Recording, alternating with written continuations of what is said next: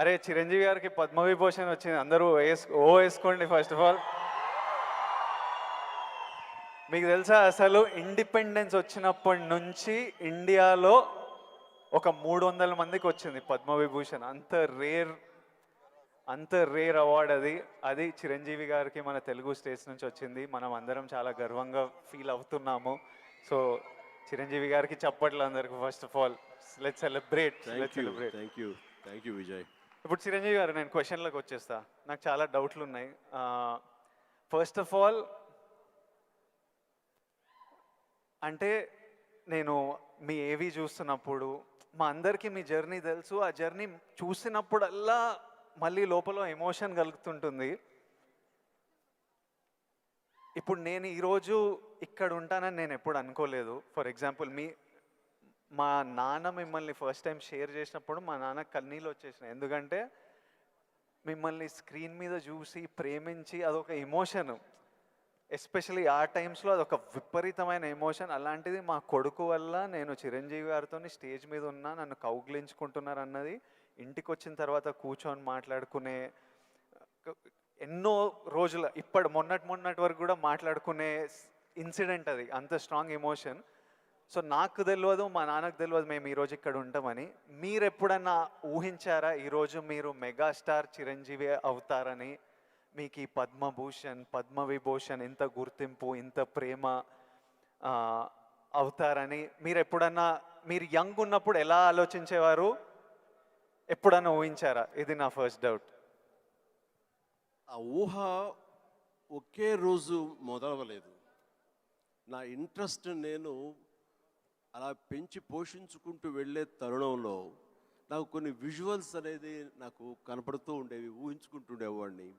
దానికి కారణం బహుశా నాకు చిన్నప్పుడు ఏర్పడిన చిన్న తారసపడినటువంటి చిన్న ఇన్సిడెంట్స్. నేను 10th క్లాస్లోను డిగ్రీల్లోనూ డ్రామాలు వేసినప్పుడు, కాలేజీ బెస్ట్ యాక్టర్ వచ్చినప్పుడు, స్కూల్ బెస్ట్ యాక్టర్ వచ్చినప్పుడు నేను నడుచుకుంటూ వెళ్తుంటే అందరూ ఇతనే ఆ సినిమాలో ఆ కథలు అవి ఆ నాటికలో చేసింది అది అని అందరూ పొగుడుతుంటే మొత్తం చాలా గర్వంగా ఉండేది.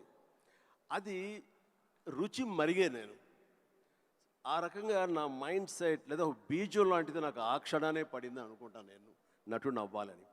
ఒక నటుడైతే ఇంతమంది అటెన్షన్ ఉంటుందా? మన కాలేజీ ఫస్ట్ వచ్చినా సరే ఇంతమంది మన ఇంకా చూడరే, అలాంటిది నటుడు అయితే సెలబ్రిటీ అయితే ఇంత ఇదిగా ఉంటుందా అన్నది అక్కడి నుంచి దాన్ని నర్చర్ చేసుకుంటూ పెంచి పోషించుకుంటూ అలా అలా వచ్చిన అవకాశాలను సద్వినియోగం చేసుకుంటూ ఆల్వేస్ నా దృష్టి ఏంటంటే నేను ఏదో నడుచుకుంటూ వెళ్తుంటే కొన్ని వందల మంది వేల మంది నన్ను చూస్తారు, చూడాలి అంటూ అలా అలా అలా day after day, year after year పెరుగుతూ వచ్చినమాట వాస్తవం. సినిమాల్లోనే రాణించాలి, సినిమాల్లోనే ఉండాలి అంటూ నా ఇష్టదైవమైన ఆ ఆంజనేయ స్వామిని నేను స్మరించుకుంటూ, ఆయనతో సంభాషించుకుంటూ, ఆయనతో బేరసారాలు ఆడుతూ, నువ్వు నన్ను ఆ పొజిషన్ తీసుకెళ్తే నేను నీ కోసం ఈ త్యాగాలు చేస్తాను, నీ కోసం ఇంత క్రమశిక్షణతో ఉంటాను, నన్ను ఆ పొజిషన్ తీసుకువెళ్ళు అంటూ నిరంతరం ఆయనతో ఇంటరాక్ట్ అవుతూనే వచ్చేవాడిని. దేవుడు అనేవాడు ఉన్నాడా లేడా అనే దాని గురించి కానీ, దేవుని నమ్మకం అనేది పక్కన పెడితే, దేవుడు అనేది నథింగ్ బట్ ఈ ప్రకృతి. దేవుడు is nothing but our inner consciousness, అంతరాత్మగా నువ్వు ఏదైతే ఫీడ్ చేస్తావో, ఏదైతే సో చేసుకుంటూ నర్చర్ చేస్తూ నీళ్లు పోసుకుంటూ పెంచి పోషించుకుంటావో, one day you have to attain that, you have to reach that goal. అదే ఈరోజు జరిగింది. ఇప్పుడు మీరు కాబట్టి నీకు షార్ట్ ఆన్సర్, ఎస్, ఊహించారు, ఈ పొజిషన్ రావాలని ఊహించారు, అందుకే వచ్చారు. మీరు ఓకే స్కూల్లో నటించారు, ఆ ప్రేమ మీకు నచ్చింది, ఈ పొజిషన్ సినిమా మీకు ప్రేమ, సినిమాలో ఈ పొజిషన్కి రావాలనుకున్నారు, ఊహించారు.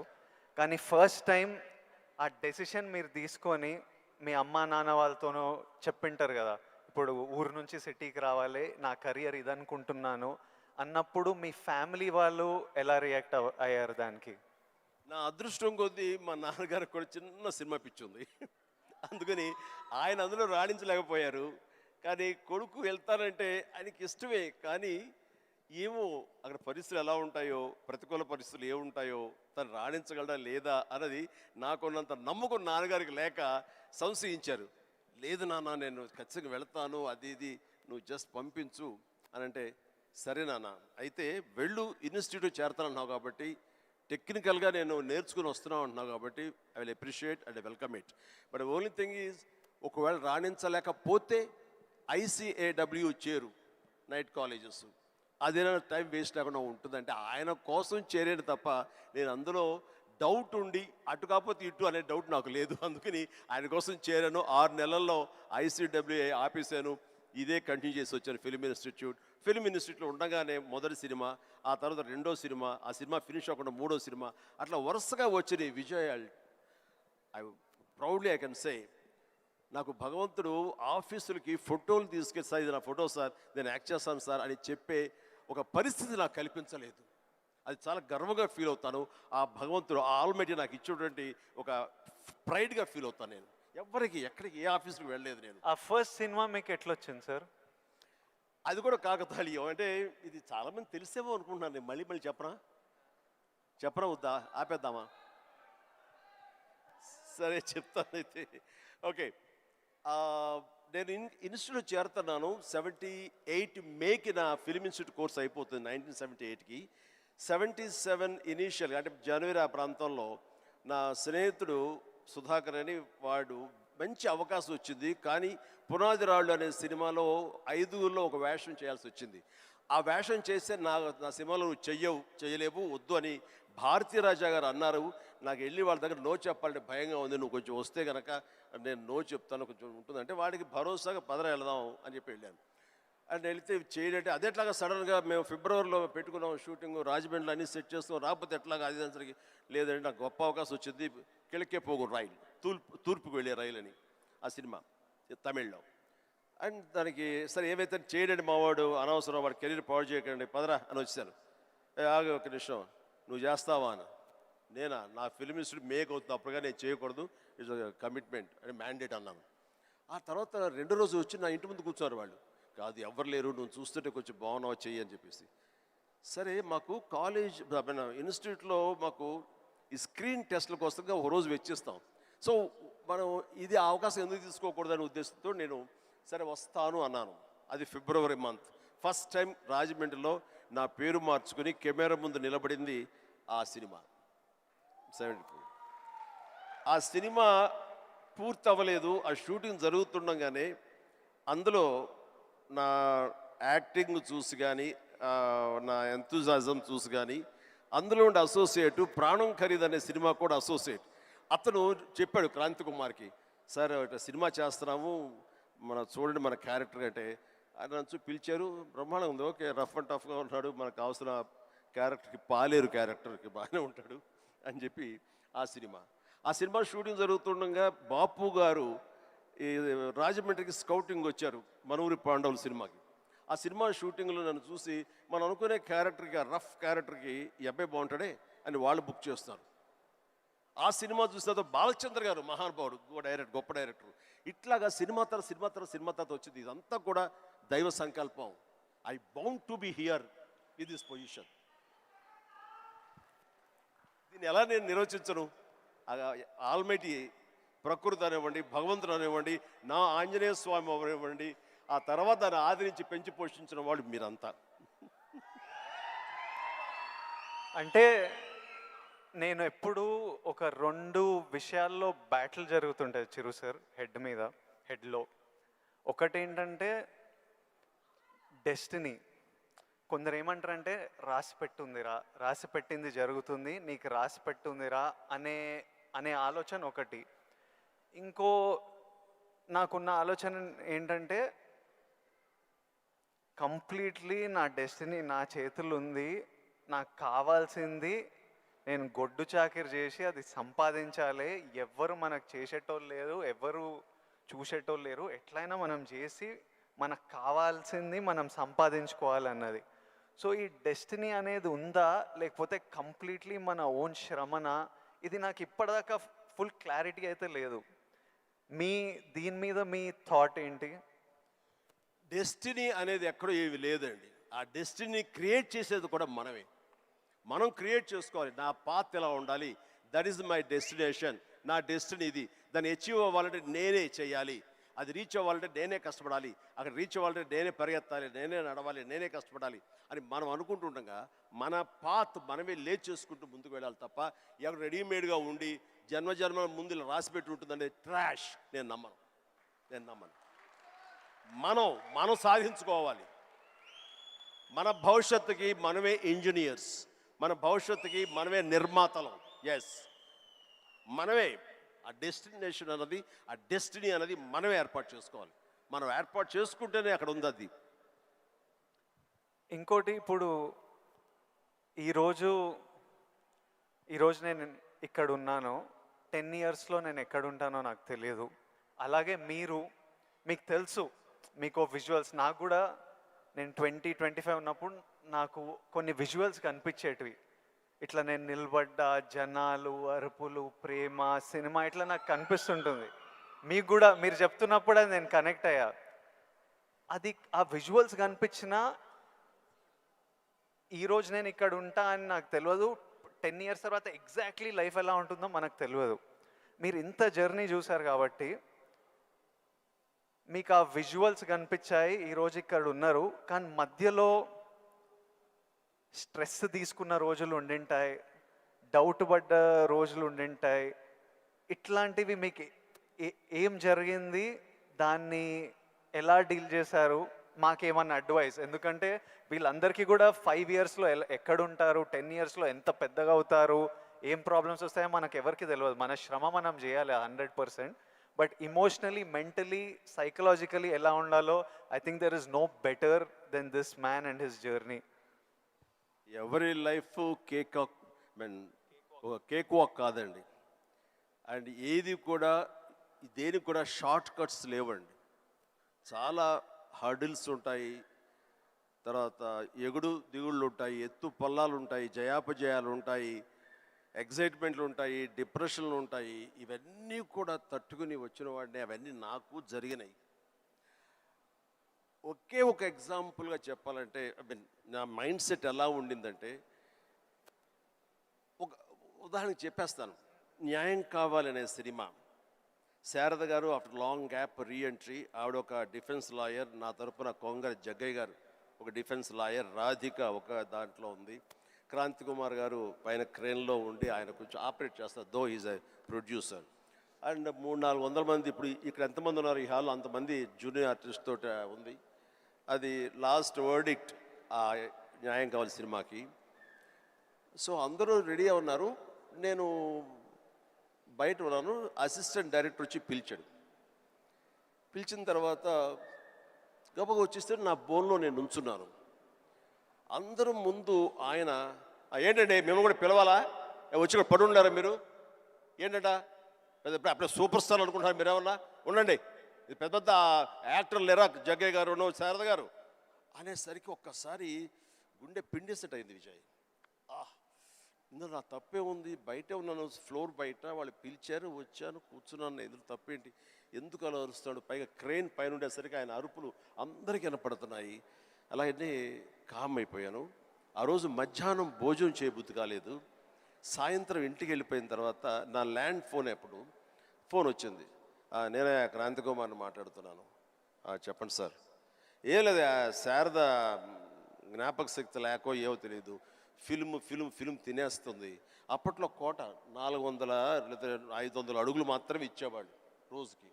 ఆయన స్ట్రెస్లో ఆయన ఉన్నాడు, ఆయన కోపాన్ని దాన్ని నా మీద చూపించుకున్నాడు. బట్ అది కాదు నన్ను ఎంత నిర్వీర్యం చేస్తుంది, ఎంత డిప్రెస్ చేస్తుంది, ఇంతమంది ముందు నేను ఎంత అవమానానికి గురవుతాను అనుకున్నాను. కానీ ఆయన అన్న మాటలు, అవమానం అన్నీ పక్కన పెట్టి ఒక్క మాట మాత్రం నా మైండ్లో ఉండిపోయింది. అప్పుడు మీరు సూపర్ స్టార్ అనుకుంటున్నారా అని. ఎస్, అవి చూపిస్తా. ఆ ఒక్క ముక్క మాత్రం నా మైండ్లో, నా మదిలో ఉండిపోయింది. కసి పెరిగింది. ఈ అవమానాన్ని, దాన్ని ఆయన మీద రెవెంజ్ తీర్చుకునే కంటే కూడాను దాన్ని నేను ఎదుగుదలకు నా స్టెప్స్గా నేను వాడుకున్నాను. ఇది వాస్తవం విజయ్. ఇలాంటివి చాలా జరిగినాయి. నా అవమానాలను కూడా నాకు అనుకూలంగా మార్చుకున్నాను. అందుకని నా ఎవరి మీద ద్వేషం లేదు. ఎవరు ఏమన్నా సరే, ఏ అవాకులు పేలినా సరే ఇలా కూర్చొని నవ్వుకుంటూ ఉంటాను. సార్, ఎందుకంటే ఎంత హార్డ్వేర్ వచ్చాడు నాకు మాత్రమే తెలుసు. అంత హార్డ్వేర్ వచ్చాడు నాకు ఇవన్నీ తట్టుకోవు, నా దాకా రాదు. That's it. ఇప్పుడు మీరు కూర్చొని మీ రీల్ పడుతుంటే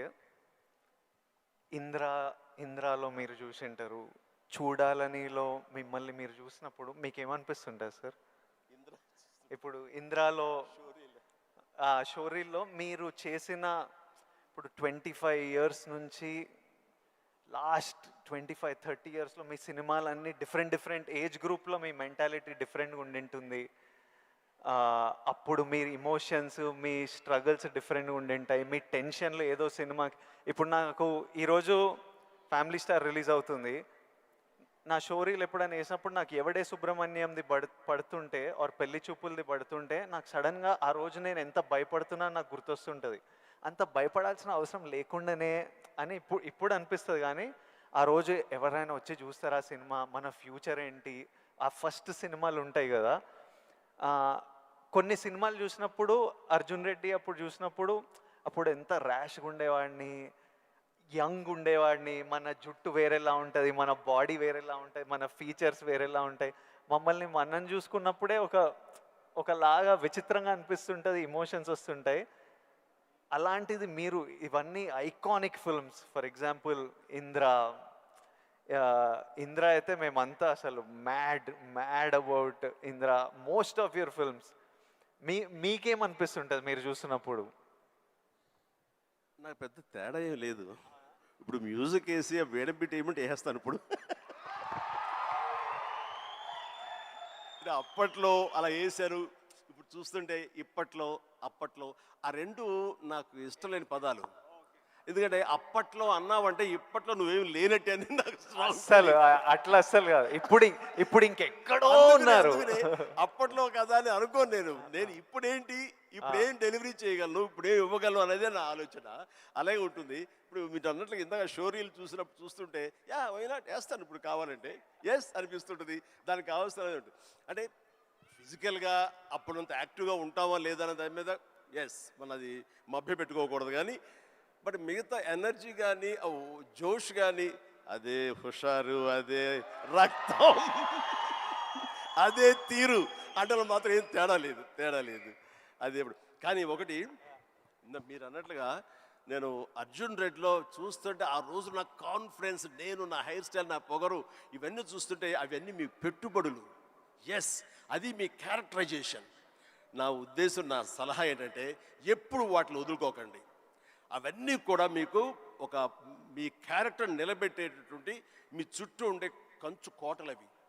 దాని నుంచి ఎప్పుడు షార్ట్ అవడం కానీ దాన్ని అలా ఉండదు. ఎప్పుడు అదే పొగరుతో ఉండండి, అదే యాటిట్యూడ్తో ఉండండి. You will be loved by many millions of the people. అది మీ ఎస్సెట్. అది ప్రతి వాళ్ళకు ఒక ఎస్సెట్ ఉంటుంది.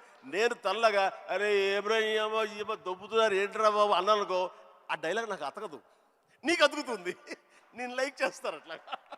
అందుకని మన దగ్గర ఏవే ప్లస్ పాయింట్స్ ఉంటాయో వాటిల్లోనే మనం ఓన్ చేసుకోవాలి, వాటితోనే మనం ఇంటరాక్ట్ అవ్వాలి, వాటితోనే మనం అట్రాక్ట్ చేసుకోగలగాలి.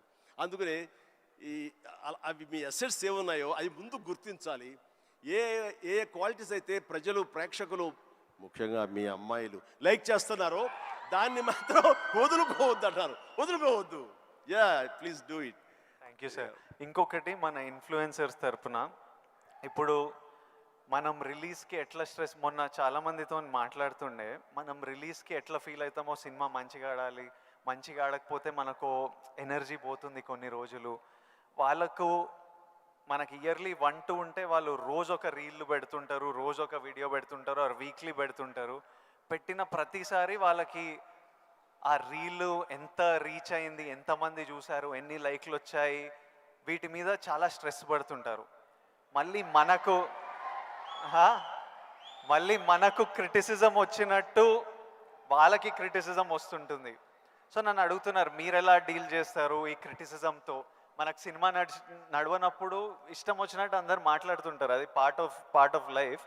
వాళ్ళకి ఇంకా మీరు వచ్చినప్పుడు ఇది ఇంకోటి, మీరు వచ్చినప్పుడు ఇట్లా సోషల్ మీడియా ఇలాంటివి లేవు.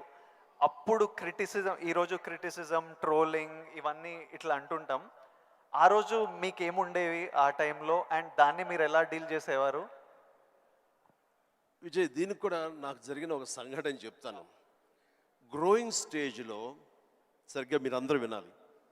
గ్రోయింగ్ స్టేజ్లో మనం చాలా వల్నరబుల్గా ఉంటాం, బిక్కుమంటూ ఉంటాం, రాణిస్తామా రాణించమా అనే సమయంలో. ఇలాంటి సమయంలో మనం ఎప్పుడు కూడాను పాజిటివ్ అట్మాస్ఫియర్ ఉన్న చోట మాత్రమే ఉండాలి. అది ఏర్పరచుకోవటం మన చేతుల్లో ఉంది. నేను ఇంకా సినిమాలు స్టార్ట్ అవ్వలేదు. పాండీ బజార్, టీ నగర్, మెడ్రాస్, అక్కడ ఒక ఏరియా ఉంటుంది. అక్కడ చాలామంది సరదాగా ఈవినింగ్ కబుర్లు చెప్పుకోవడానికి వస్తారు. వచ్చినప్పుడు వాళ్ళ దగ్గర నేను సరదాగా వెళ్తే ఒక ఫ్రెండ్ తీసుకెళ్ళాడు, రా సరదా కూర్చొని ఒక టీ తాగి వచ్చేద్దామని. ఏంట్రా మీ ఫ్రెండా, ఎవరు, ఏం పేరు? శివశంకర్ వరప్రసాద్ అండి. ఆహా, ఓకే. ఏంటి సినిమాలో వేషాలు వేద్దామనా? అవునండి. అబ్బో ఏ వేషాలు అంటే, అవకాశం ఉంటే హీరోగా చేద్దామని. రే ఇట్లారా, వీడు ఎంత అందంగా ఉన్నాడు చూడు, వాడు ఫోక్లోర్ ఫేస్, ఎంత చక్కటి ముక్కు ఎక్కువ, వాడికే దిక్కుద్ది వాడు లేదు, ఏర్పడి హీరో అయిపోతాడట. అరే బాబు, ఎంత మేమంతా అదే పరిస్థితి రా, చాలే అన్నాడు. ఎందుకు హుషారుగా వెళ్ళిన వాడిని తిరిగి ఎంతో నిస్సారంగా డల్ అయిపోయి రూమ్కి వచ్చాను. వచ్చిన వాడిని ఎందుకు వెళ్ళానా అక్కడికి అని, నేను ఏ వ్యక్తిత్వ వికాస్ పుస్తకాలు చదవలేదు, ఏ గురువులు లేరు, ఏ సద్గురువులు లేరు, నాకు ఎవ్వరూ లేరు. ఆ టైంలో నా ఆంజనేయ స్వామి నేను ఇంటరాక్ట్ అవుతాను, చేసుకుంటాను, నా బాధలు ఆయనతో చెప్తాను, ఆయన నాకు సమాధానం చెప్పినట్లుగా నాకు అనిపిస్తుంది, ఆ సూచనలు తీసుకుంటాను, తద్వారా అలాగే నేను వెళుతూ ఉంటాను. నేను ఎవరు వెళ్ళమన్నారు అక్కడికి? వాళ్ళందరూ దిక్కుమాలి అదోలు కదా, ఫ్రస్ట్రేటెడ్ పీపుల్. అక్కడికి వెళ్తే నీకు ఉత్సాహం వచ్చేస్తా అనుకుంటున్నావా? మన ఇద్దరం కూర్చున్నాం కదా, మన ఇద్దరు సరదాగా మాట్లాడుకుంటున్నాం కదా, నేను ఎంకరేజ్ చేస్తున్నాను కదా, ఎవడెళ్ళమన్నాడు రాండి. అవును స్వామి, తప్పైపోయింది, నేను వెళ్ళకూడదు, చిచ్చి చాలు. ఆ క్షణం నుంచి, ఇది I'm talking about 1977 somewhere mid, ఆ రోజు నుంచి మళ్ళీ పాండీ బజార్ వైపు నేను వెళ్ళలేదు. మనం నెగిటివిటీ ఉన్న చోటకు వెళితే, మనం కన్సాలిడేట్ అవుతాం వెళితే కనుక మనం షార్టర్ అయిపోతాం. దీనికి బెస్ట్ ఎగ్జాంపుల్ అందరికీ తెలిసేలాగా చెప్పండి విజయ్. మనం స్లాబ్ వేస్తే ఆ రోజు వర్షం పడకూడదని అందరం కోరుకుంటాం, చాలామంది తెలుసు. వర్షం చుక్క ఒక్కటి పడితే ఆ రోజున మొత్తం స్లాబ్ అంతా మళ్ళీ వేయాల్సి వస్తుంది, మొత్తం నిరుపయోగం అయిపోతుంది. బట్ ఆరిన తర్వాత 2 days అయిన తర్వాత అదే నీరు క్యూరింగ్ కోసంగా మళ్ళీ వాడుకుంటుంటారు. అంటే ఇంట్లోని మహిళలకు తెలియాలంటే పెరుగు తోడు పెడతామండి. ఆ పెరుగు తోడుకున్న సమయంలో ఒక చిన్న నిమ్మకాయ ఇంత ఉప్పు పడింది అనుకోండి, మొత్తం విరిగిపోతుంది. అదే తోడుకున్న తర్వాత అదే ఉప్పు అదే నిమ్మకాయ పిండుకుంటే ఆ రుచే వేరు. నేను అలా అనుకుని నాకున్న ప్రతికూలాలని నా అనుకూలంగా నేను మార్చుకోవడం మూలంగా నాకు ఇంత మానసిక స్థైర్యం, మానసిక ధైర్యం వచ్చింది. నేను ఎప్పుడు అది అట్రిబ్యూట్ టు మై ఐడల్, నా భగవంతుడికి చేస్తుంటాను. ఈ రోజు చాలామంది అనొచ్చు, లేకపోతే నేను నమ్ముతాను దాన్ని, దేవుడు అనేవాడు లేడు, దేవుడు అనేవాడు nothing but inner consciousness. But అది చిన్నపిల్లలకి చెప్పకూడదు, చిన్నపిల్లలకి చెప్తే కన్ఫ్యూజ్ అయిపోతారు. సో భగవంతుడు ఉన్నాడనే నమ్మండి, భగవంతుడి ఇంటరాక్ట్ అవ్వండి. ఇవన్నీ కూడా లేటెస్ట్ స్టేజ్లో ఇవి నాతో నేను సంభాషించుకోవడం తర్వాత తెలుస్తుంది. బట్ ఎస్, దట్ హౌ నన్ను నేను మలుచుకుంటూ ఈ స్టేజ్కి వచ్చాను. ఇప్పుడు ఒక చిన్న కాంప్లికేషన్ సార్, మా జనరేషన్ ఇప్పుడు కొత్తగా మీకు కూడా మనందరికీ ఒక చిన్న కాంప్లికేషన్ ఏంటంటే, అప్పుడు వీళ్ళు ఫ్రస్ట్రేటెడ్ వాళ్ళు పాండీ బజార్లో కూర్చున్నారు, అక్కడ వెళ్ళొద్దు, నెగిటివిటీ నుంచి దూరంగా ఉండాలి, మనం ఎందుకు అక్కడ వెళ్ళాలని దూరంగా ఉండి మీ పని మీద మీరు ఫోకస్ చేశారు. ఇప్పుడు ఇంటర్నెట్ వచ్చేసరికి మనం ఎక్కడ పోవక్కర్లే, మనం పాండీ బజార్ వెళ్ళకపోయినా వాళ్ళు ప్రతి దగ్గర చుట్టుపక్కల అందరికీ ఉంటారు, వాళ్ళ వీడియో వాళ్ళు చేసుకుంటే కింద ఎవడో వచ్చి వేస్తూనే ఉంటారు. ఇప్పుడు దీన్ని ఈ జనరేషన్ ఎట్లా డీల్ చేయాలి? ఇప్పుడు కొత్త రకాల ప్రాబ్లం వస్తున్నాయి ప్రతి ఇయర్. సో దీన్ని మాలాంటి వాళ్ళు, ఈ జనరేషన్ వాళ్ళు ఎలా డీల్ చేయాలో, ఎనీ ఇన్పుట్స్? ఆ రోజుల్లో మాకు ఇలాంటి సోషల్ మీడియా ఇది లేక, ఏదైనా సరే అంతర్మదనంలోంచి పుట్టుకొచ్చేటువంటి ఆ రిజల్ట్, ఆ నవనీతం అంటామో ఏమంటామో క్రీమ్ అంటామో, అదే మమ్మల్ని ముందు నడిపిస్తుంది. కానీ ఈ రోజున ఎవరికి ఏ డౌట్ వచ్చినా వచ్చినా అబండెంట్ ఇన్ఫర్మేషన్ ఈరోజు మన చేతిలో దొరుకుతుంది. బట్ ఓన్లీ థింగ్ ఈజ్, నువ్వు దాన్ని పాజిటివ్ సైడ్ విష్ చేస్తున్నావా, నెగిటివిటీ సైడ్ విష్ చేస్తున్నావా? నెగిటివ్ సైడ్ అనేది చాలా ఈజీగా అట్రాక్ట్ అయిపోతాం మనం. అది ఎగ్జైట్మెంట్ ఇచ్చేస్తుంటుంది అండ్ ఎక్కడ లేనటువంటి హుషారుని ఇచ్చేస్తుంటుంది. అది అలా కాదు, ఇది హుషారు ఇవ్వకపోవచ్చు, బట్ ఇది జీవితాన్ని ఇస్తుంది.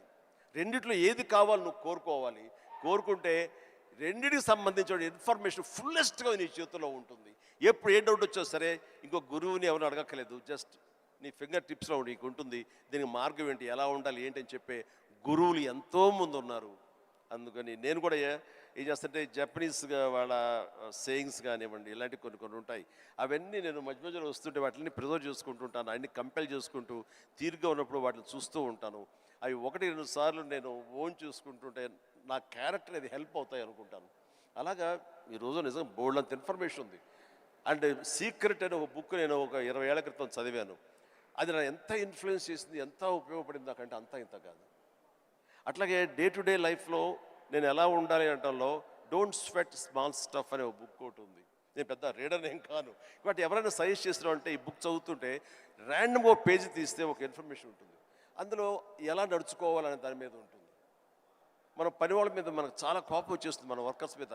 మరి చెప్తే అర్థం చేసుకోరా ఫూల్ అని వాడు చెబితే వెంటనే అర్థమైతే వాడు మరొక మెగాస్టార్ అవుతాడు.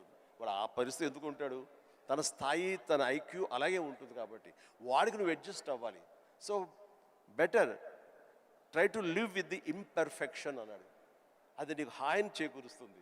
వాడికి ఇంపర్ఫెక్షనే కాబట్టి ఓపిక ఇంకోసారి చెప్పుకో, అర్థమయ్యేలాగా ఇంకోసారి చెప్పుకో. అంతేగాని అది మన మనసులో అనుకున్నామో లేదో, మన నోటు దాటిందో లేదో బ్రహ్మాండంగా అర్థం చేసుకోవడానికి వాడేమి నీ లెవెల్ ఆఫ్ ఐక్యూ కాదు కాబట్టి నీ దగ్గర పనిచేస్తున్నాడు. సో అట్లాగా ప్రతి నా రొటీన్ లైఫ్లో నన్ను నేను చక్కగా నా జీవితం తీర్చిదిద్దుకోవడానికి ఈరోజు మీరన్న ఈ ఇన్ఫర్మేషన్ సోషల్ మీడియా నాకు ఉపయోగపడుతుంది. అండ్ మీరు మీరు మెగాస్టార్ అవ్వకముందు మీరు కూడా ఒక మిడిల్ క్లాస్ ఫ్యామిలీ నుంచి వచ్చారు. వీళ్ళంతా మీరు ఈ సక్సెస్ చూసే ముందు all of you have come from struggling families, wanting to change your life, wanting big dreams. We wanted to know, I personally wanted to know, మీకు మీ ఇప్పుడు mega star, mega family, huge family అందరికీ మీరు guiding light, founder, origins. ఇవన్నీ అవ్వకముందు మీకెవరు ఒక family star? మీ family star ఎవరు? Course మా నాన్నగారే నా ఫ్యామిలీ స్టార్. నాన్నగారు ఎవరికైనా సరే ఆయన ఫ్యామిలీని ఎలా చూసుకుంటారు అనేది నేను ఆయన దగ్గర నుంచి నేర్చుకున్నాను. నాకు మా ఫ్యామిలీ హీరో అయినా, నా ఫ్యామిలీ స్టార్ అయినా మా నాన్నగారే. మా అమ్మకు 5-6 మంది చెల్లెళ్ళు ఉండేవాళ్ళు. మా తాత చనిపోయారు, వీళ్ళ దిక్కులేని వాళ్ళు అయిపోయేవాళ్ళు.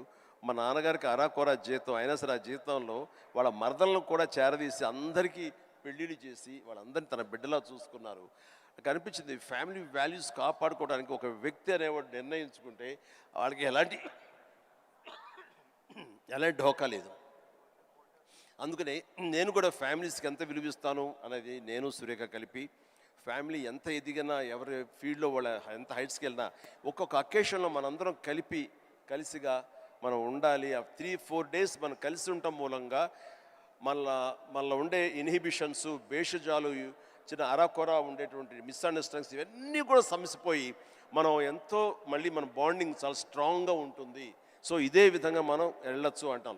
మన ఈ మధ్య సంక్రాంతికి అలాగే కలిసాము. దానికి ఎన్ని నెలలు ఎఫర్ట్స్ ఉన్నాయో తర్వాత పక్కన పెట్టి అందరూ సెలబ్రిటీసే కాబట్టి. బట్ దాని రిజల్ట్ ఏంటి, అమెరికా మేము వెళ్ళినప్పుడు ఏమంటే ఆ ఫోటో చూస్తుంటే ఇంత బిజీ పీపుల్ ఇలా కలిసి సంక్రాంతి బాగా స్పెండ్ చేస్తున్నారే, మనం ఇలాగే ఉంటాము, మనం కూడా అనుకుని కలవచ్చు కదా, ఎందుకు కలవు అనేది ఆ ఫోటో మాకు ఎంత ఇన్ఫ్లుయెన్స్ చేస్తుంది. ఆ పిక్చరు ఇది మీరు ఎంత గ్రేట్ మెసేజ్ ఇచ్చారు మీరు అనేది అంటుంటే ఓ థ్యాంక్ యూ అనుకున్నాను. మీరందరు కలిసి సెలబ్రేట్ చేస్తుంటే మేమంతా చాలా ఎంజాయ్ చేస్తాం. మీరు దోశలు చేస్తుంటారు అందరి కోసం. మీరు ఎలాంటి సినిమాలు చూడడానికి ఇష్టపడతారు Chiru sir? What films do you enjoy watching?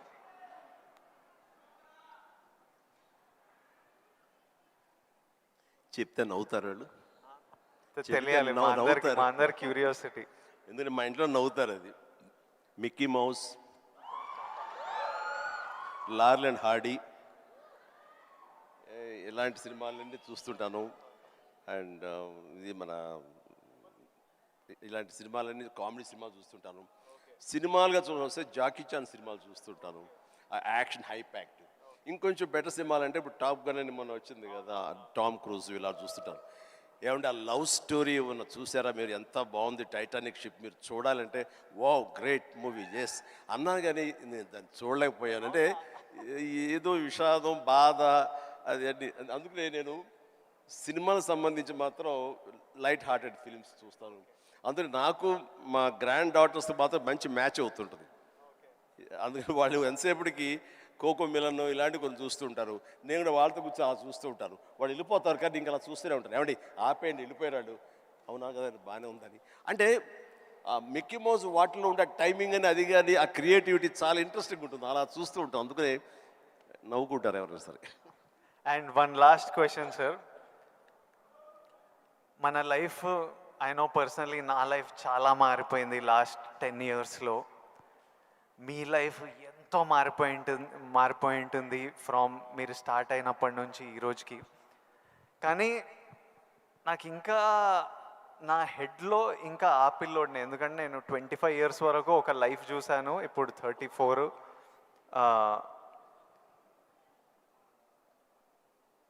I want to know, do you ఇంకొన్ని అలవాట్లు అలా ఉండిపోతాయి. ఫర్ ఎగ్జాంపుల్ కొన్ని మిడిల్ క్లాస్ అలవాట్లు, అలానే మీరు ఎంత లగ్జరీ ఎంత డబ్బు చూస్తున్నా కొన్ని హ్యాబిట్స్ అలా ఉండిపోతాయి. ఫర్ ఎగ్జాంపుల్ నేను ఇప్పటిదాకా నా షాంపూ బాటిల్ అయిపోతే ఇంకా దాంట్లో నీళ్లు నింపి ఇట్లా షేక్ చేసి పోసుకొని అప్పుడే బాటిల్ పడేస్తాను, లేకపోతే నా వల్ల కాదు పడేయడం.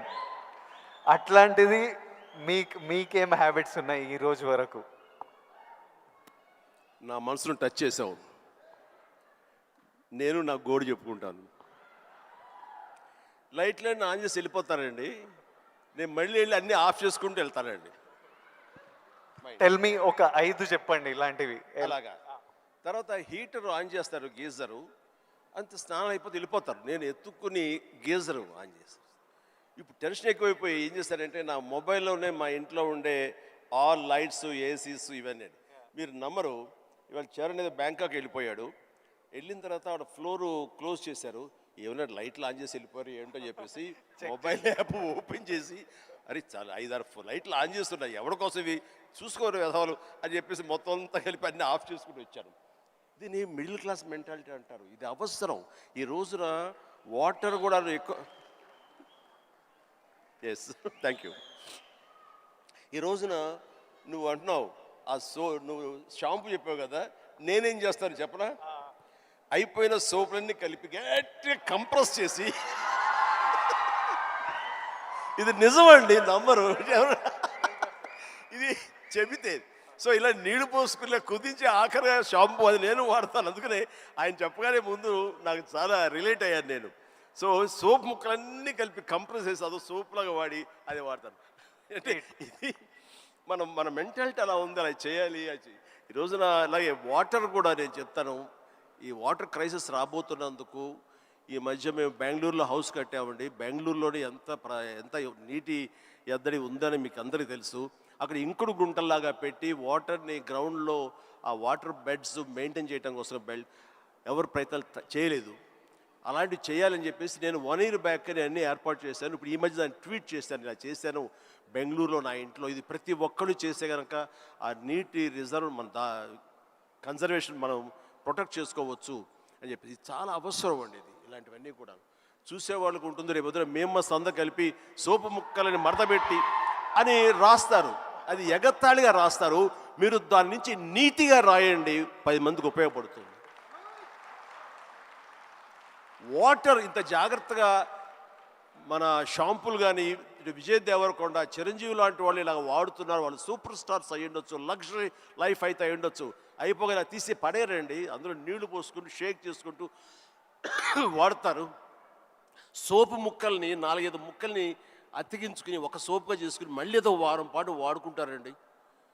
అండ్ ఒక ట్యాప్ ఓపెన్ చేసి షేవింగ్ చేసుకున్న ఇంకోటి చేసుకున్న ఆ వాటర్ని వేస్ట్ చేయకుండా ప్రొటెక్ట్ చేసుకుంటారండి. లైట్స్ అన్నీ ఆఫ్ చేసుకున్నావా లేదా, గీజర్ అన్నీ ఆఫ్ చేసావా లేదా అని వస్తూనే చూసుకుంటూనే ఉంటామండి, despite our busy schedules. So సామాన్యులకి ఇంకెంత బాధ్యత ఉంది, చెయ్యాలి. అందుకని ఇవన్నీ కూడా మీరు సరదాగా రాసుకున్నా సరే వీటి వెనకాల ఆంతర్య మాత్రం సీరియస్నెస్ మీ ద్వారా మీలాంటి ఇన్ఫ్లుయెన్సర్స్ ద్వారా ప్రజానీకానికి వెళ్ళాలి, ప్రతి వాళ్ళు ఉండాలి. అందరూ తల ఒక చేయిస్తేనే, సో ఒక బిందు బిందు కలిస్తేనే సింధు అన్నట్లుగా మీరు అందరూ అనుకుంటేనే నీటి ఎద్దడి లేకుండా జరుగుతుంది, ఈ పవర్ కట్ లేకుండా జరుగుతుంది. అందుకని ఆ రకంగా ఇన్ఫ్లుయెన్సర్స్ వీళ్ళందరూ ఉపయోగపడాలి. చాలా మంచి క్వశ్చన్ వేసి టచ్ చేసాం. నాకు ఒక్క డౌట్ వస్తుంది విజయ్, రేపు మీ సినిమా రిలీజ్ కదా, ఆ సినిమా గురించి కదా మాలాంటి వాళ్ళు అడిగితే మీరు చక్కగా చెప్తే వాళ్ళకి క్యూరియాసిటీ ఉంటుంది. నా గురించి నా గతం గురించి ఎందుకు చెప్పు. ఇదే ఇంట్రెస్టింగ్ సార్. ఇది మా అందరికీ పనికొచ్చే యూస్ఫుల్. నేను మిమ్మల్ని కలిసినప్పుడల్లా ఈ టాపిక్ మాట్లాడదామని కూర్చుంటా, కానీ మీకు షార్ట్ రెడీ మిమ్మల్ని ఎప్పుడు సెట్స్ మీద కలుస్తా, లేకపోతే ఈ ఫంక్షన్లలో కలుస్తా. ఈరోజు మంచిగా నాకు ఆపర్చునిటీ దొరికింది. అండ్ ఐ నో నాలాంటి వాళ్ళు ఎంతోమంది ఇది వినడానికి వెయిట్ చేస్తుంటారు. ఎందుకంటే మీ జర్నీ మనకి ఇన్స్పిరేషన్ మన చుట్టుపక్కల నుంచే తీసుకోవాలి.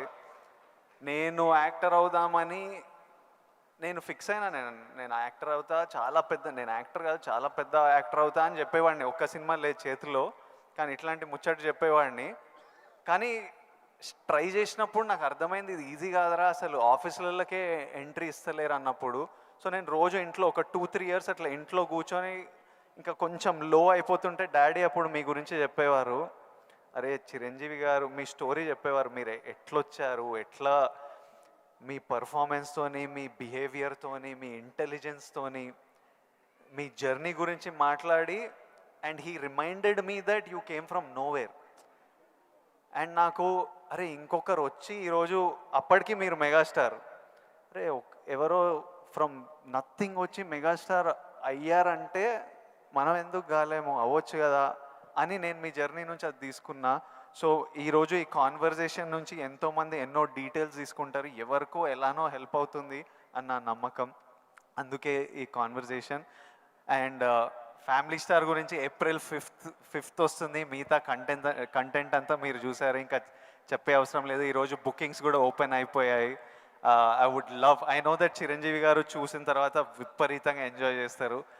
చిరంజీవి గారికి గీతా గోవిందం కూడా చాలా ఇష్టం. గీతా గోవిందం చూసి మా సక్సెస్ మీట్కి వచ్చి ఎంతో ఎంజాయ్ చేశారు కాబట్టి మా సక్సెస్ మీట్కి వచ్చి మాతో సెలబ్రేట్ చేశారు. అండ్ ఐ నో ఇది నెక్స్ట్ లెవెల్ ఆఫ్ గీతా గోవిందం ఉంటుంది కాబట్టి చిరంజీవి గారికి హ్యూమర్ ఇష్టం కాబట్టి. ఇంకోటి చెప్పాలి మీకు, నేను సినిమాలు చేస్తుంటే ఎప్పుడు మా టీం ఒకటి ఉంటుంది, నా ఫ్రెండ్స్, నా మేనేజర్, వాళ్ళు ఎప్పుడు విజయ్ నువ్వు ఎప్పుడు ఇట్లా సీరియస్ సినిమాలు చేస్తావు, ఎప్పుడు ఏదో రియలిస్టిక్గా ఉండాలని, ఇట్లా కాదు, మేము యాజ్ ఫ్యాన్స్ మా హీరో అల్లరి చేస్తుంటే స్క్రీన్ మీద ఎంజాయ్ చేస్తాము అని నేను అర్థం చేసుకోకపోయేవాడిని. ఊరికే మీ ఎగ్జాంపుల్ ఇచ్చేవారు, చిరంజీవి గారు స్క్రీన్ మీద అల్లరి చేసి డ్యాన్స్ చేసి అట్లా మమ్మల్ని ఎంటర్టైన్ చేస్తే మేము ఎంత ఎంజాయ్ చేస్తాము అని నాకు గుర్తు చేసి మీ సినిమాలు రిలీజ్ అయినప్పుడల్లా నాకు పంపిస్తారు. ఈ చూడు ఇప్పటిదాకా మొన్న వాల్టేర్ వీరయ్య అవి కూడా పంపిస్తూ, చూడు చిరంజీవి గారు ఇట్లా చేస్తే మేము థియేటర్లో ఎంత ఎంజాయ్ చేసామని.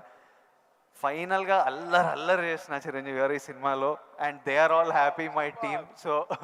So hopefully you will enjoy the film too. And finally should we surprise Chiranjeevi గారు?